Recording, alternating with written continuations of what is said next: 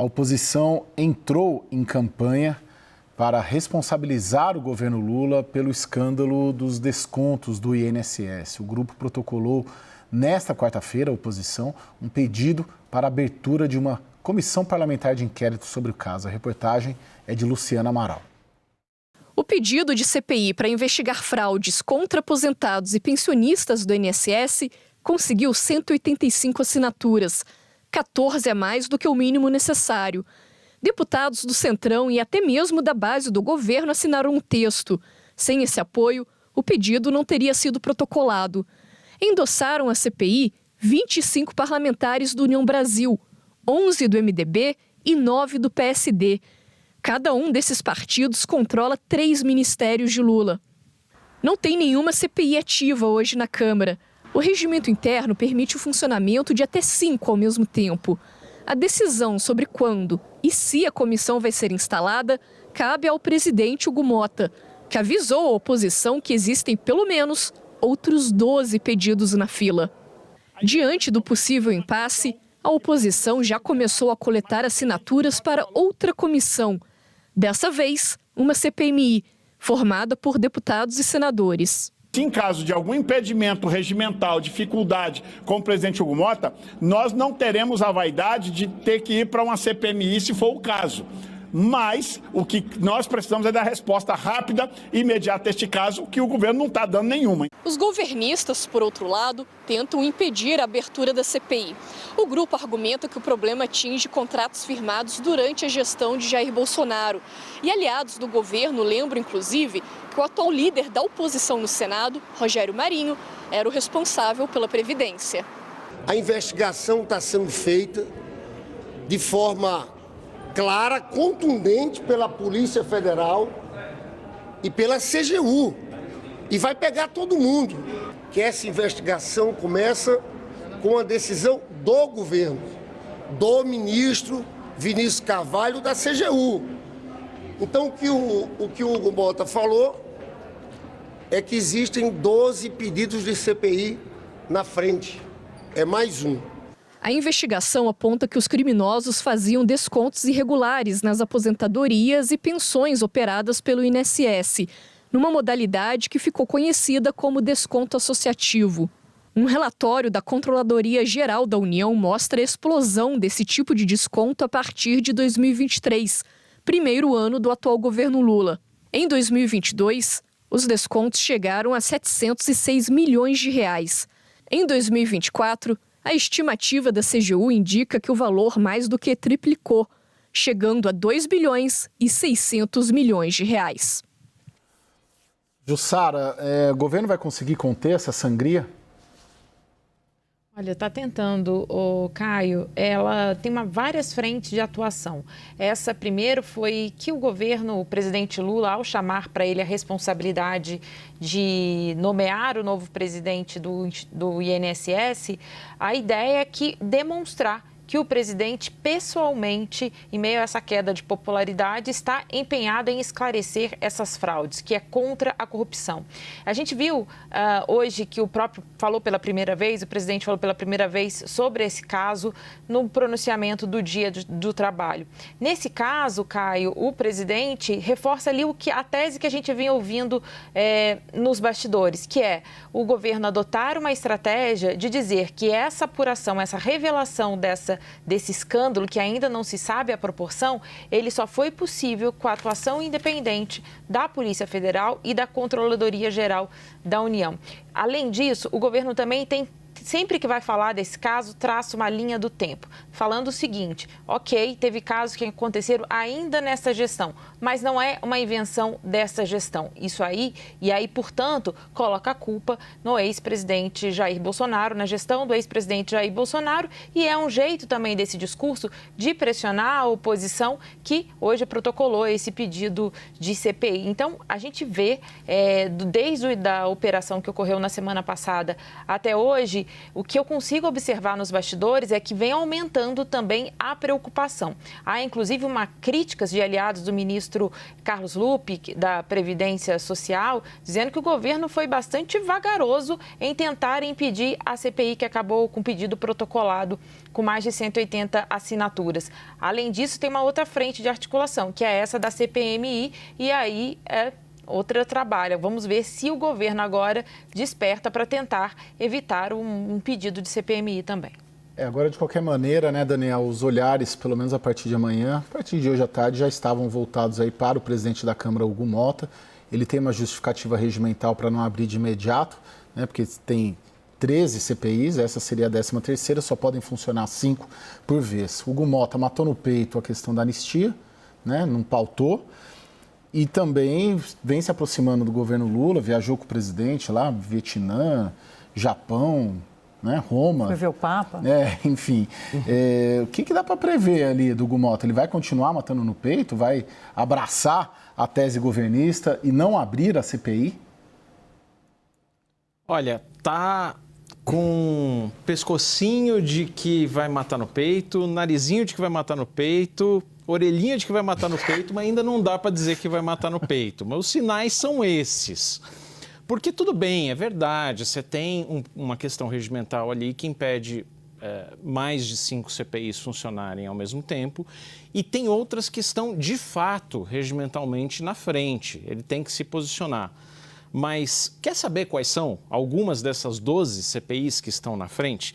Tem uma CPI bastante genérica para investigar denúncias de estupro contra as mulheres do Brasil. Não é menor, obviamente, mas vamos dizer que não está muito especificado ali o fato determinado, né?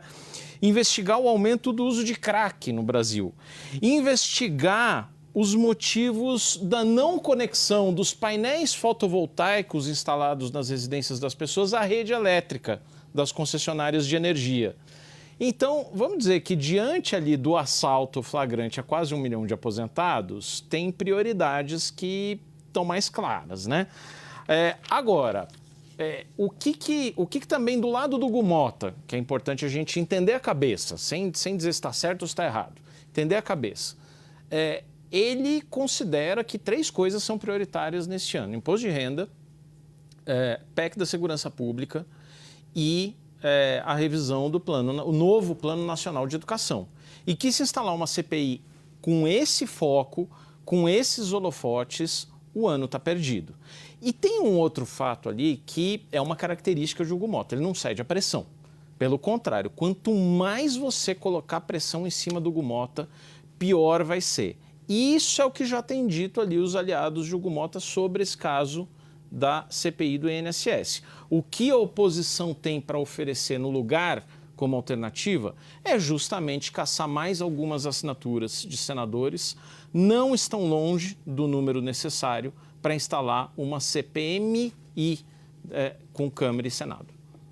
Bom, segundo o Daniel, tem orelha de coelho, nariz de coelho, boca de coelho, mas é um coiote, né? Quase isso, né, Daniel? Ô, Thaís, sabe o que eu queria te ouvir? Amanhã, dia 1º de maio, a gente vai tratar disso daqui a pouco. O presidente Lula fez um pronunciamento em cadeia nacional. Esse escândalo a gente viu ali no VT, na reportagem da Luciana Amaral, né, produzida, acho que pelo Saulo Tiossi. De certa maneira, o salto nesse esquema, ele é concomitante à reforma trabalhista e concomitante ao fim do imposto sindical. Aparentemente, as entidades associativas, sindicais, elas quebraram, né, porque acabou o recurso do imposto sindical e precisaram bolar e formular saídas para os seus caixas, né, uma saída não muito honrosa, mas dá para a gente correlacionar esse escândalo à reforma trabalhista e ao fim do imposto sindical? Essa correlação foi feita no primeiro dia. No primeiro dia, já havia um debate sobre essa correlação, né?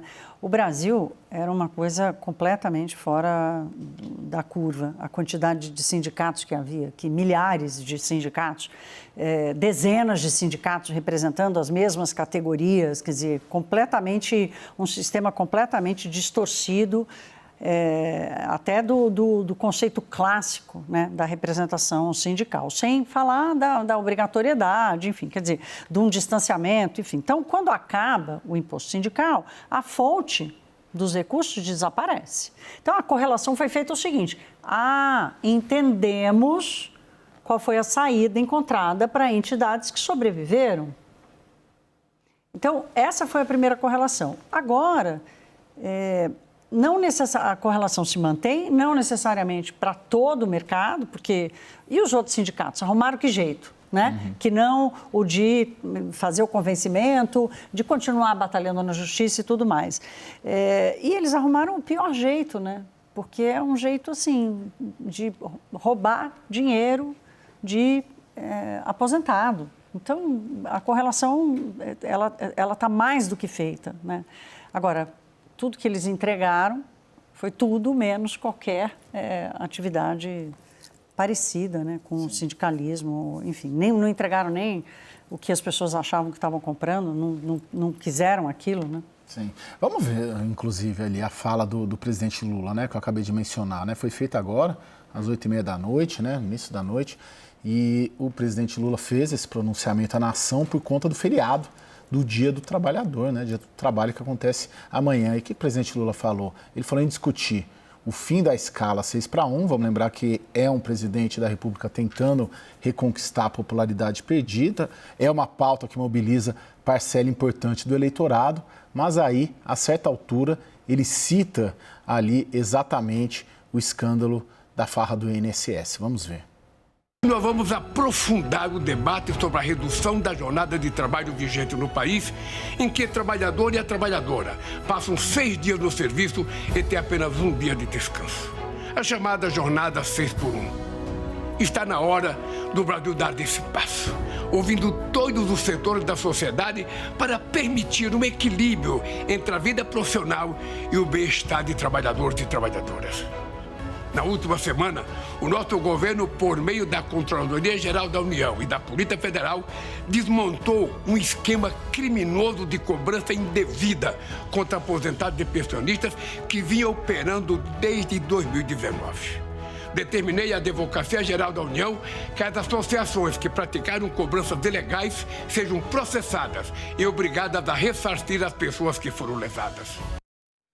Jussara, vamos dividir em duas aí essa fala. Eu queria ouvir de ti ele mencionar a escala 6-1, que o governo até agora não abraçou, embora em termos de redes sociais, em termos de apoio na sociedade, ela tem um apoio, né? Obviamente, né? A redução da jornada. E o formato, ele, em vez dele ir amanhã, presidente da República inovando, não vai nos atos. Ano passado foi um fiasco, inclusive, foi lá no estacionamento do meu clube, inclusive, Corinthians Paulista, mas o governo opta por não ir no ato das centrais, anunciar na véspera em cadeia nacional um apoio ao 6-1. É claramente um governo tentando ali pautas de apelo popular. Exatamente, Caio. No governo já há um entendimento ali de que essa é uma pauta que o governo precisa se engajar e abraçar isso, porque pela popularidade que tem, e aí consegue furar a bolha, falar com todo mundo, não apenas ali a sua própria base, mas inclusive eleitores de direita. Então essa é uma pauta que o governo, que no começo teve uma dificuldade de se posicionar, já identificou que precisa ao menos dizer que está disposto a discutir e que é sim justo, é uma discussão pertinente, diminuir a carga de trabalho dos brasileiros. Então isso tem sido o posicionamento, tenho conversado com integrantes do governo que dizem que isso vai entrar na pauta e precisa colocar. Eu tenho percebido, Caio, e você com certeza que fala aqui também bastante com os políticos em Brasília, é que muitas das vezes, das medidas que têm sido anunciadas ou dessas pautas que são mencionadas, é muito mais no sentido de mostrar que o governo topa, é a favor e menos preocupado em efetivar. Basicamente, isso tem sido colocado tentando que o governo ganhe os louros, mesmo sem uma efetivação concreta. Por exemplo, mudar a escala escala de trabalho do Brasil. Então, o governo ele enfrenta uma queda de popularidade. A gente viu as últimas pesquisas mostravam uma certa melhora. Aí, quando vem melhorando, vem o caso da fraude do INSS, que foi chamado de farra no relatório da Polícia Federal. Então, o governo está tentando atirar por todas as frentes. E só para entregar e devolver para vocês, Caio, importante também que o fato do presidente não ir amanhã no ato do dia 1º, isso pontua uma coisa bastante importante, a dificuldade que o presidente Lula, que vem do sindicalismo, tem de falar com a atual classe trabalhadora. O perfil do trabalhador brasileiro mudou e isso o governo já identificou, mas ainda não consegue reagir. Você citou o evento do ano passado, que foi esvaziado. O presidente Lula ficou bastante incomodado, cobrou o ministro da Secretaria-Geral, Márcio Macedo, responsável por essa articulação, e agora o presidente optou por fazer esse pronunciamento, mas não comparecer pessoalmente neste evento. Daniel Rittner, pegando agora a fase final, ali, a parte final do trecho da fala do presidente Lula, em que ele destaca, né, que foi o governo que desbaratou essa fraude, o escândalo no INSS. A dificuldade do governo, pelo menos no meu sentir, é de que conforme passa todos os dias, e a mídia e nós da imprensa cumprindo o nosso papel de explorar e trabalhar em cima desse assunto, vem um fato novo, um episódio novo, mostrando que há um ano atrás, às vezes 2 anos atrás, ou seja, já no governo Lula, havia um conhecimento desses episódios e que nada foi feito. E só passou a ser feito agora que o caso explodiu. Você mesmo trouxe uma reportagem mais cedo no nosso site de como Carlos Lupe, em 2023, ministro da Previdência, dizendo que não havia o que fazer sobre esse caso. Isso, uma declaração pública aberta dentro do Congresso Nacional, inclusive. Então, o governo ele tenta vender a narrativa de que está fazendo e de que foi ele que fez, mas os fatos vão se impondo, mostrando que ele já poderia ter feito o que ele fez hoje, 2 anos atrás. Não, é isso. É claro que o governo, qualquer governo, sempre vai se vender como agindo, atuando, fiscalizando e desbaratando esquemas de corrupção. Trabalho da Controladoria Geral da União, inclusive, parece muito bem feito e é digno de nota. Mas também teve um trabalho ali, assim como escândalos anteriores, trabalhos prévios da Polícia Federal, do TCU, que já tinha se pronunciado sobre esse assunto em 2024. E olha, prestando bem atenção, os sinais já estavam absolutamente evidentes. No fim de semana veio à tona uma ata do Conselho Nacional de Previdência Social, a portas fechadas, uma conselheira avisando o ministro Carlos Lupe que isso estava acontecendo, preocupava e tinha uma enxurrada, um aumento explosivo de reclamações. Mas foi um conselho reunido a portas fechadas. O que a gente identificou hoje, como você disse, foi uma audiência pública em 26 de abril de 2023, na Câmara dos Deputados, numa comissão em que aparece um deputado e relata exatamente isso no início, numa das primeiras intervenções da audiência pública, dizendo assim, olha, está chegando uma enxurrada de reclamações sobre isso, desconto em folha, aposentados que não autorizaram. E qual que é a resposta do ministro? Ipsis literis, não tenho como intervir. Ele diz o seguinte, é como um processo, compara o ministro Carlos Lupe, é como um processo de filiação partidária. Depende da pessoa. Ele não tem nada o que fazer. A pessoa, se quiser, ela liga lá no telefone do INSS, 135, o canal de atendimento telefônico, ou entra no serviço digital, no meu INSS, que provavelmente 80% dos aposentados lesados não tem clareza de como fazer, não tem habilidade e conhecimento para fazer isso, e eu não posso fazer nada.